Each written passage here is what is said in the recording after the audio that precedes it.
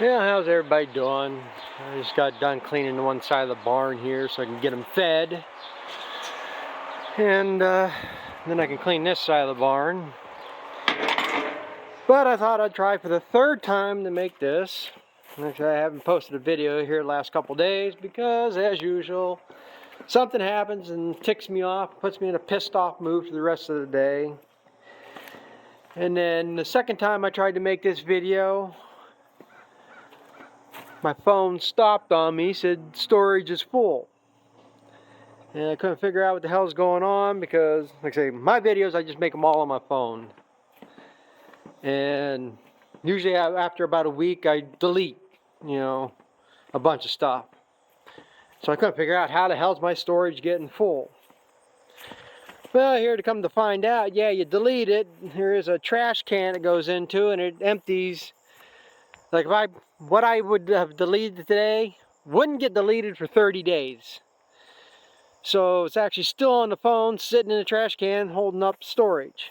So I finally figured out where to go and how to get into that. And emptied that trash can and dumped about 90 gigabytes of files. So now I got some room on the phone again. But like I said, last 2 days ticked me off.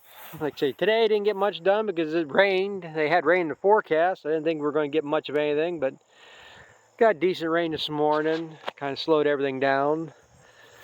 And but 2 days ago, the milkman caught me early. And that ticked me off. I mean, I don't know, maybe he had someplace else to be, something else to do, something, who knows. But the problem is, the time before, he almost caught me, and he even knew. I told him, another 15 minutes earlier and you would have caught me. Well, he comes an hour earlier this time than the last time. So he caught me, which is not a big deal because, he can pump the milk, I can rinse the tank out. Since it's still cold temperature, it's not going to hurt anything. And I can just put milk right back into it and go again. But you got to have so much milk in there to touch the agitator. So as it's cooling, it's sloshing it around, or else it's going to end up with an ice block in the bottom of the tank. So, I mean, it was borderline. I was going to have enough to do that, but it wasn't a problem. But just the fact, one day it'll come in here at 2 o'clock, next day it'll come in here at 12 o'clock. Hold a schedule. I can't manipulate around every other day to meet your whims. You got a schedule, you're coming in here, I'm trying to meet that, and then you change it around, and that, like I say, it just ticks me off. And then yesterday we had, I had, the vet out here to do the health papers for the calves we're taking to the fair.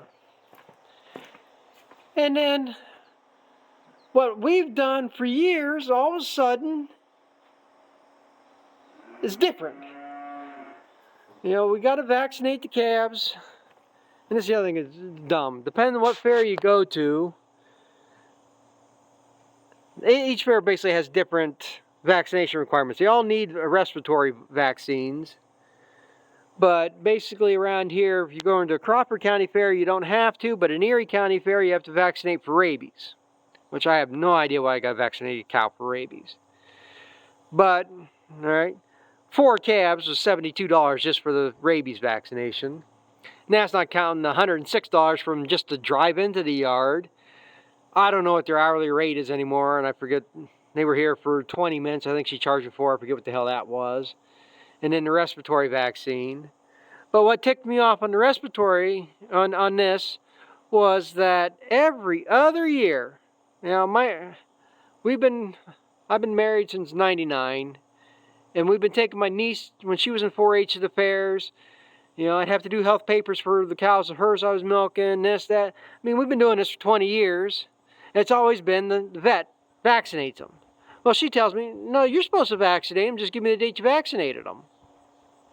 Well, I'm like, well, then how do you know I gave her the vaccine? I mean, I could tell her. I said, yeah, I gave them June 15th. I gave them the vaccine. How the hell do they know any difference? So, I mean, that made no sense to me. So then she's like, well, I don't know if I even have the right vaccine on the truck and this, that. Well, yeah, she did have it, but like I say, something we've done for 20 years, all of a sudden they're telling me something different. And then again, I tried talking to her, trying to pick their brains or give me some direction to go here on why these cows milk so bad. And I know I've talked to her before about it. She's been here a couple times. But basically, all she said was, well, you've got poor quality feed. Now, I know my brain doesn't work like everybody else's. Things just are different to me, I guess. But to me, that would mean if I got such poor quality feed, when I had somebody balancing out the feeds, there should be no doubt that I would see an increase. Because, you know, if they know the silage tests X, and it takes Z to make 50 pounds of milk, then you know what Y has to be in the grain you're putting in. But that's the thing, no matter what we change, doesn't make a difference. There's no significant difference. You might see a pound. You know, I used to see 3-4 pound gain, and, you know, every time you change something. So that just irked me. And then basically that was the extent. You got poor quality feed. And nothing else. And then, you know, we're talking there. I said, yeah, they're just trying to get rid of small farmers. She said, yeah, they've been doing that for 50 years. So, like I say, this is the industry you're working for. Everybody always tells me you got to have a network of experts, you know, a nutritionist, a vet, an accountant, a tax advisor, you know, an agronomist. You got to have all these experts to help you. When you call them, they don't do a damn thing anymore. That's what ticks me off. They're like her. They don't do in-house accounting anymore at this vet clinic. You got to have a check when they come here. They want their money now, whether the cow lives or dies. So like I said, I expect a little more effort in trying to help your clients to get ahead, how to survive. And it's just mind-boggling. The feed mill's the same way. Try talking to the manager. He used to do the nutrition work here when he worked through the other mill. And it's like it's non-existent now. You're like, he doesn't even want to try. There is no assistance in anything. And like I say, that just pisses me off so damn bad. So like I say, yesterday I didn't feel like doing it. I actually did get some silage chopped yesterday. Haven't got the wagons unloaded yet because by the time I get done chopping, got the wagons loaded, it was chore time. Now it's rained all day today.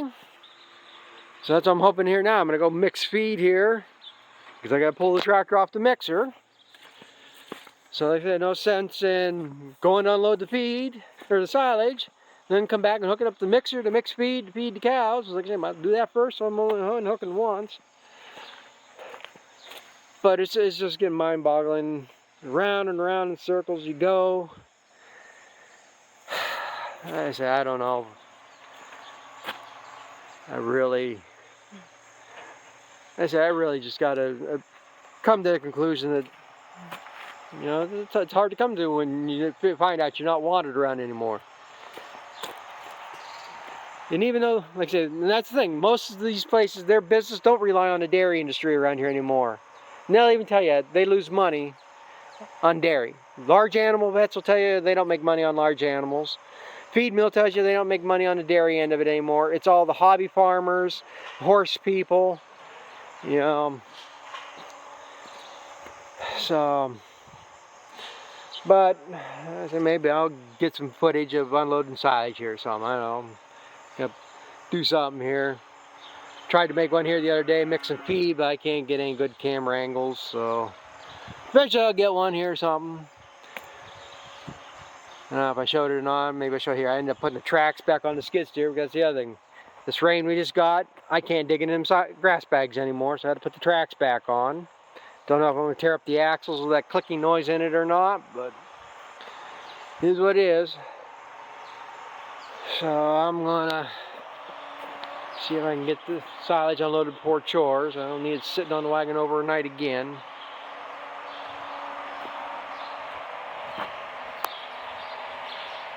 These fools are up here exploring the other end of the barn. Usually have dry cows coming in and out here, but I have to open up the gate there to clean this side of the barn. So they get the chance to roam up here for now, because I got the dry cows locked out in the pasture. So, like I say, I'm going to get back at something. I got to go open that curtain too since the rain quit. Yeah, like I say, just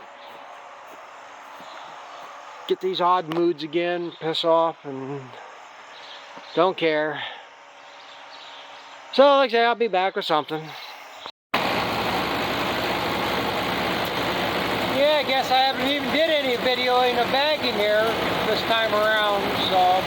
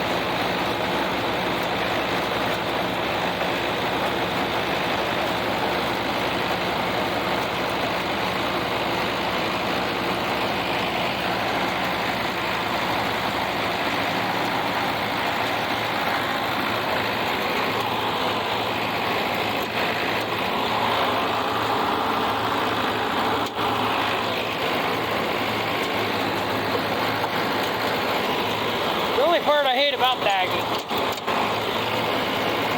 Gotta keep inching it ahead.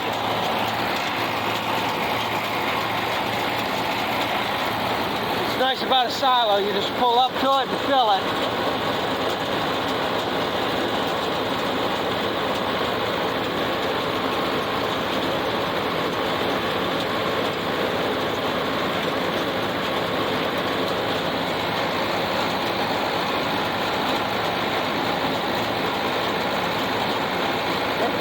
This is the second load. I think this one's a little bit greener than the last one.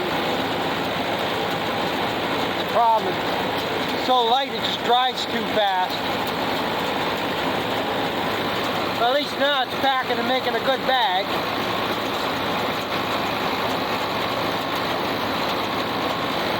Still lumpy, but a lot better than what I had back in the middle there.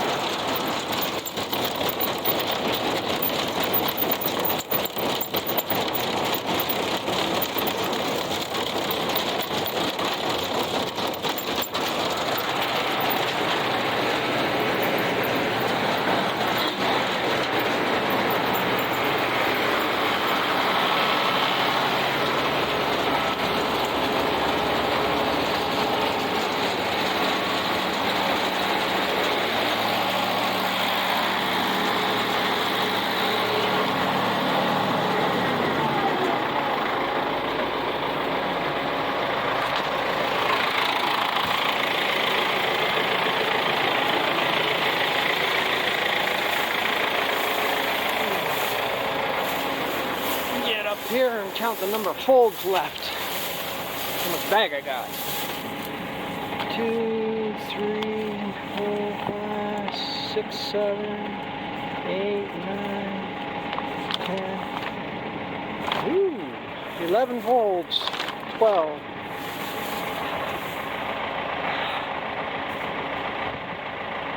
That's 3, maybe 4 load, which, feeling them on, I don't think I can get it to a load, so it's a little overload. I do have another 8 acres out back here.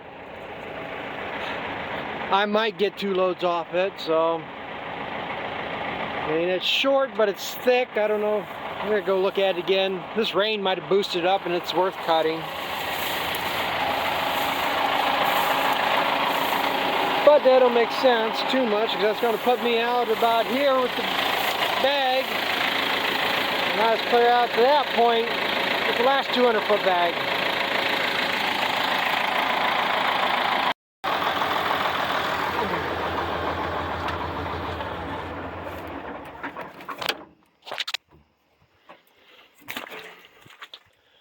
Oh well, at least I won't be wasting bag. But, yeah.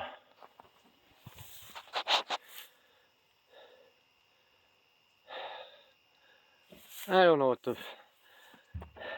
there's something wrong with this company. See, this should be a 200-foot bag, and I'm not going to be anywhere near it. I'm not wasting bag, I don't think.